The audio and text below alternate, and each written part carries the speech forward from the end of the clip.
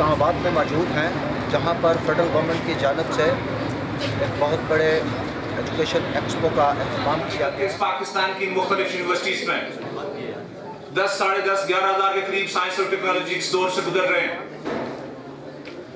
ہم نے ایک ارتقابت یونیورسٹی کے اندر ہم جب کھڑے ہو کر اس تدریسی ماحول کے اندر بات کرتے ہیں تو ہمیں اس بات کا ادراک بھی ہونا چاہیے اور ہمیں اس بات کا اندازہ بھی ہونا چاہیے جس موضوع سے جڑی ہوئی بات کر رہے ہیں وہاں کے لوگوں کی کیا ضروریات ہیں اور ہم ان کی ضروریات کو کیسے پورا کر کر ان کی ہیلپ آؤٹ کر سکتے ہیں۔ آزاد کشمیر کا تذکرہ کریں تو صرف وہاں پر 6 یونیورسٹیز ہیں پبلک اور پرائیویٹ سیکٹر کے اندر اور 4-5 کے پیسز ہیں، ایک میڈیکل کالج ہے۔ اور یہی صورتحال مقبوضہ کشمیر کے اندر دیکھیں تو 12 کے قریب یونیورسٹیز ہیں وہاں پہ، لیکن ہم نے یہ ڈیولپمنٹ آزاد کشمیر کے اندر جس کو مسئلہ کشمیر کے ساتھ جڑا ہوا ہے اس کے اندر گزشتہ 4 سے 5 سال کے اندر ہم نے دیکھی، اس سے پہلے ایک یونیورسٹی تھی، اس کے 2 کیمپسز تھے، کوئی میڈیکل کالج نہیں تھا 5 سال پہلے۔ گلگت بلتستان اسی کشمیر کا حصہ ہے جس کے متعلق قرارداد اقوام متحدہ کے اندر پاس ہوئی ہے، 2 یونیورسٹیز ہیں، گلگت اور بلتستان۔ اس کے 6 سے 8 ہزار student every year Karachi university کا رخ کرتے ہیں۔ اگر کراچی یونیورسٹی سے متعلق یہاں پر طالب علم بیٹھا ہو اس کو اندازہ ہوگا وہاں کی جو مختلف اسٹوڈنٹ آرگنائزیشنز ہیں ان اسٹوڈنٹ آرگنائزیشن کے اندر جو ان پٹ ہے سب سے زیادہ گلگت اور بلتستان کے اسٹوڈنٹس کا ہے، اتنا اسٹوڈنٹ کراچی سے بھی نہیں۔ ایسے حالات میں آپ لوگوں کی ذمہ داری زیادہ بڑھ جاتی ہے۔ جو طلبہ تنظیمیں یہاں پر کام کرتی ہیں وہ ایسا فورم بھی تشکیل دیں کہ وہاں کے اسٹوڈنٹس کو پاکستان آنے میں آسانی بھی پیدا ہو اور یہاں پر آپ مل کر کام بھی کر سکیں اور ان کے لیے ایجوکیشن کے بہتر سے بہتر مواقع پیدا ہو سکیں، کیونکہ آپ آواز بلند کریں گے ان کے لیے آسانی پیدا ہوگی۔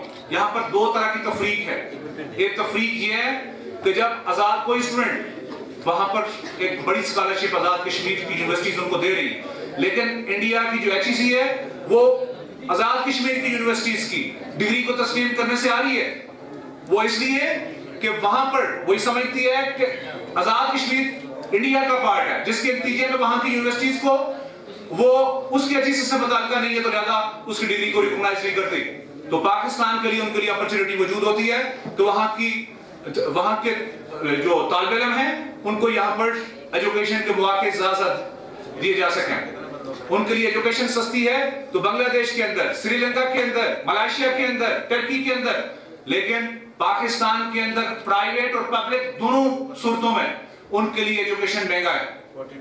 صرف اور صرف 50 سے 60 یا غالباً اب تو بڑھا کر کو 100 کے قریب یا 200 کے قریب مختلف یونیورسٹیز کے اندر گورنمنٹ نے اسکالرشپ دے رہے ہیں، لیکن وہاں پڑھنے والوں کی تعداد زیادہ ہے۔ دنیا کے مختلف یونیورسٹیز کے اندر آپ اگر سرچ آؤٹ کریں تو آپ کو اندازہ ہوگا کہ مقبوضہ کشمیر کے اندر جو اسٹوڈنٹ ہے وہ کس قدر پڑھنا چاہتا ہے، وہ انڈیا نہیں جانا چاہتا۔ آپ نے انڈیا کی کئی یونیورسٹیز کے اندر جو تصادم کی صورتحال دیکھی ہے وہ اسی لیے کہ وہاں پر جب انڈیا کی یونیورسٹیز کے اندر کشمیری کو بات کرتا ہے تو اس کو تصادم کا جو ہے وہ سامنا دیکھنا پڑتا ہے اور یہ تصادم کی صورتحال کریٹ ہوتی ہے۔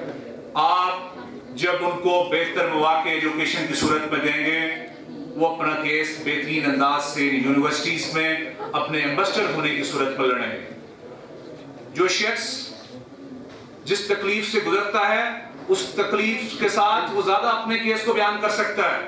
جس گھر کو آگ لگتی ہے اس کی تپش اسی کو محسوس ہوتی ہے، باقی لوگ کھڑے صرف تماشگیری کا کردار ادا کر سکتے ہیں۔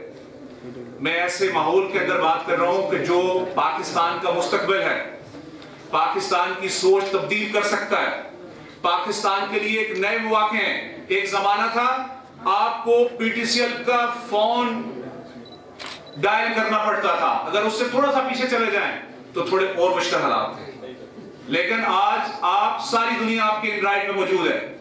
آپ ایک لمحے میں پوری دنیا کے ساتھ بات کر سکتے ہیں اور اس لمحے میں آپ کشمیر کے ان لوگوں کے لیے بات کر سکتے ہیں۔ 47 سے جن حالات کو وہ تذکرہ کر رہے تھے ربانی صاحب وہ آج بھی موجود ہیں۔ وہاں کی سب سے بڑی تحریک پچھلے 20 سال کے اندر यहाँ परवेज़ मुशर्रफ साहब ने जो दौर गुजारा, उसके बाद वहाँ के लोगों को बहुत तकलीफ भी हुई।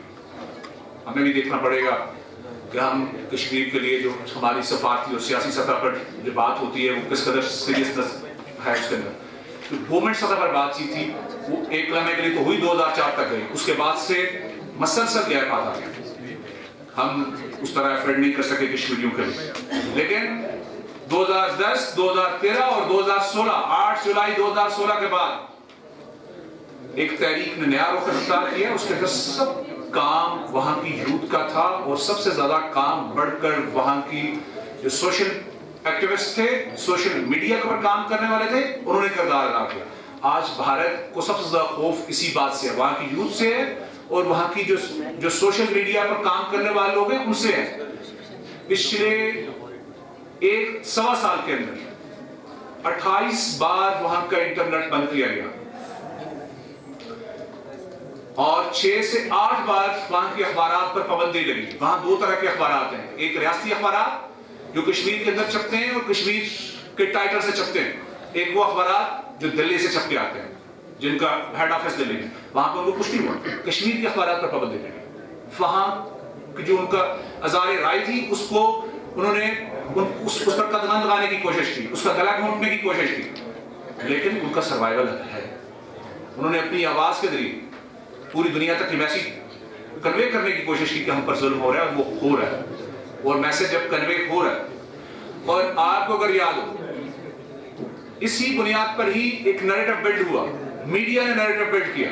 और मैं समझता हूँ कि जहाँ पर लोकल मीडिया का बड़ा किरदार था, वहाँ पर इंटरनेशनल मीडिया का बड़ा किरदार था। BBC ने एक स्टोरी छापी और वो वहाँ की उन गर्ल्स के बारे में थी, उन बच्चियों के बारे में थी जो स्कूल गोइंग बच्चियां हैं, और वो अपना रिएक्शन फौजी जो इंडियन फोर्सेस हैं उन पर कर रही थी और वो पत्थर की सूरत में अपना रिएक्शन फेंक रही थी। और वो ऐसी स्टोरी थी जो पूरी दुनिया के अंदर हाईलाइट, और उसकी बुनियाद पर दुनिया जागी भी, बात भी हुई। लेकिन हमारा नैरेटिव जिस मीडिया के साथ मैं उबसता हूँ, हमारे अंदर भी बड़ी गलतियां कोताहियां होती हैं, टीवी चैनल अखबार के साथ में उबसता रहा। लेकिन हमारी स्टेट पॉलिसी उस वक्त बनी जब प्राइम मिनिस्टर पाकिस्तान ने UNO में जाकर खिताब किया और कहा कि वहां पर कश्मीर के अंदर क्या जुल्म हो रहा है। उसके बाद हमारी स्टेट पॉलिसी सामने है, उससे पहले भी। ये अफसोसनाक बात है। किसी भी गवर्नमेंट पर प्रेशर बिल्ड करने के लिए वहां की पब्लिक बुनियादी किरदार अदा करती है। वहां का नैरेटिव बिल्ड करने के लिए जहां मीडिया किरदार अदा करता है, वहां आप जैसी यूथ उसको लेकर आगे बढ़ती है तो नैरेटिव बिल्ड होता है। सिर्फ मेरी ही जिम्मेदारी नहीं है, मेरे अंदर भी गलतियां कोताहियां होंगी। आप जब बात करते हैं तो उसको मुझे भी कैरी करना पड़ता है कि सोशल मीडिया क्या कहता है, क्योंकि मैं कुछ कवायद और ज़वाबित का पाबंद हूं, लेकिन सोशल मीडिया नहीं है। लेकिन सोशल मीडिया पर आप अपनी बात पर एक नहीं 1300 बातें कर सकते हैं और उन्हीं ही सोर्सेस के लिए आप आगे बढ़ सकते हैं। ये मेरी और आपकी जिम्मेदारी है। दूसरी बात मैंने इस भाई ने की कि आज के इस दौर के अंदर उर्दू जो है वो कैसे पनप रहा है, कैसे फरोग पा रही है। हमारी कौमी ज़बान है। आपके सुप्रीम कोर्ट ने सबसे बढ़कर एक डिसीजन दिया, उसने कहा कि तमाम जो हमारे फैसले हैं, हमारी जो दफ्तरी ज़बान है वो उर्दू में होनी चाहिए। अच्छी बात है, लेकिन हमारी ज़रूरत इसके साथ जहाँ पर है वो अंग्रेज़ी भी। मैं उर्दू पे इसकी बात करूँगा कि हमारे अगर अखबारात का जिक्र करें तो 4 से 5 बड़े अखबारात अंग्रेजी में, बाकी कोई 30 से 35-32 हज़ार के करीब अखबारात उर्दू में हैं या रीजनल लैंग्वेजेस में हैं, लेकिन सारे बड़े अखबारात उर्दू में हैं। उर्दू तो फरोग पा रही है। दूसरी बात कि हम पाकिस्तान के अंदर अगर देखें तो 1 से 2 ये बताइए हमें 3 बड़े चैनल अंग्रेजी में थे, लेकिन आज एक भी चैनल अंग्रेजी में नहीं है, सारे उर्दू चैनल। तो उर्दू का फरोग है, लोग उर्दू सुनना भी चाहते हैं, पढ़ना भी चाहते हैं और देखना भी चाहते हैं। उर्दू का फ्यूचर है। टर्किश आज भी तुर्की में, यानी टर्किश लैंग्वेज बात करता है, वहां का प्रेसिडेंट, वहां का प्राइम मिनिस्टर, इसके उसकी लैंग्वेज वो है और उसकी लैंग्वेज ने दुनिया भर के अंदर फरोग पाया।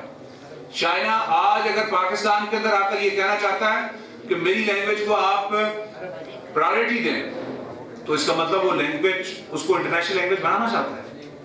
आप उर्दू के फरोग के लिए काम करेंगे, आप कॉन्फ्रेंसेस का इनेकाद करेंगे, तो आपकी ये नेशनल लैंग्वेज भी उसी तरह फरोग पाती रहेगी। वरना हमारा कौमी खेल हॉकी है, اور باقی کا جو حال ہے وہ اردو کا حال ہو جائے گا. اور دوسری اور آخری بات میں یہ کہوں گا کہ آپ کے لیے میری آفس موجود ہیں.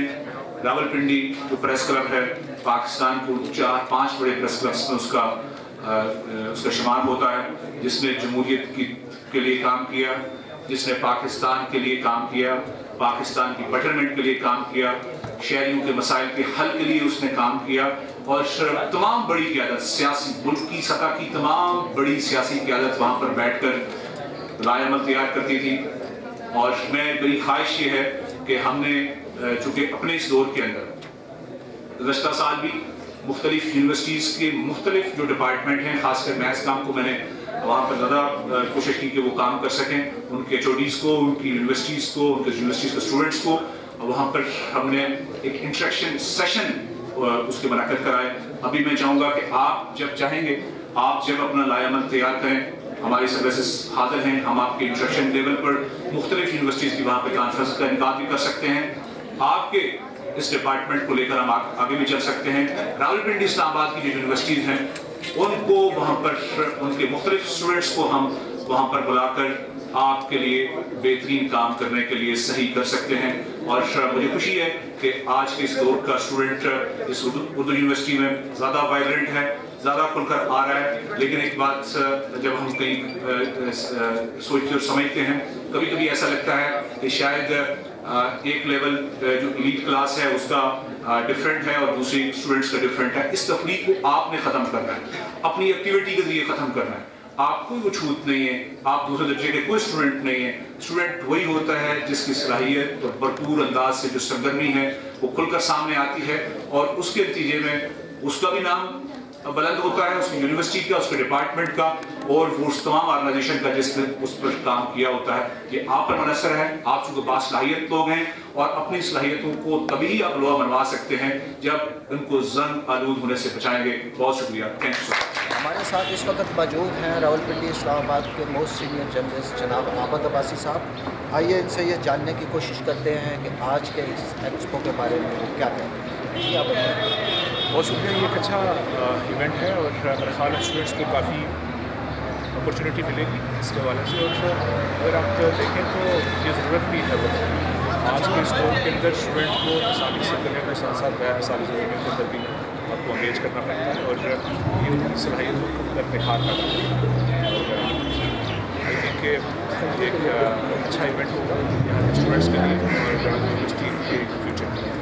عابد صاحب، آپ راولپنڈی پریس کلب کے کیمپ انچارج ہیں. کیا آپ اپنے کیمپس میں اردو یونیورسٹی کے اسٹوڈنٹس کے لیے کوئی اس قسم کا کوئی پروگرام کریں گے جس سے ان کے صحافت کی دنیا میں ان کے لیے کارآمد چیزیں ثابت ہو سکتے ہیں؟ بلا شبہ ہم انشاءاللہ ان کے لیے دروازے ہمیشہ کے لیے کھلے ہیں. میں چاہوں گا کہ یہاں کی یونیورسٹیز کے اسٹوڈنٹ وہاں پر ڈپارٹمنٹ کے لیے اردو کو پانے کے لیے وہاں پہ کارآمد ہم فیسیلیٹیٹ کریں گے. یونیورسٹی چاہے گی تو اس کے لیے بھی ہمارے لیے ہم چاہیں گے کہ اسٹوڈنٹس کو فیکلٹی کا صفائی کرام ہے، بہترین ریلیشن ہو لوگوں کا ایک کیریئر جو ہے وہ سامنے آ سکے. اور آئی تھنک کہ یہ ایک اچھی بات ہے جس کے لیے آگے بڑھنا چاہیے.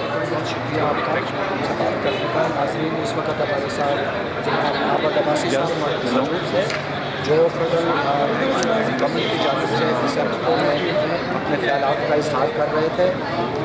اس میں مہمان خصوصی جناب عبدالحمید لارڈ حریت کانفرنس کے رہنما ہیں. اس کے علاوہ جناب عابد عباسی صاحب camp incharge Rawalpindi press club نے اپنے خیالات کا اظہار کیا ہے. کیمرہ مین فرحان ملک کے ساتھ اردو یونیورسٹی اسلام آباد.